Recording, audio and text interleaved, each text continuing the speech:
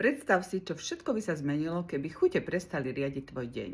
Prestaneš mať pocit, že s jedlom neustále bojuješ, prestaneš sa kontrolovať každú chvíľu a hlavne prestaneš riešiť, či si dnes bola dosť dobrá. Zistíš, že sladké nemá nad tebou až takú moc, ale nie preto, že by si sa viacej snažila, ale preto, že telo je pokojnejšie. Lebo keď má telo stabilnú energiu, tak si nepýta žiadne náhrady. Nepotrebuje žiadnu úľavu.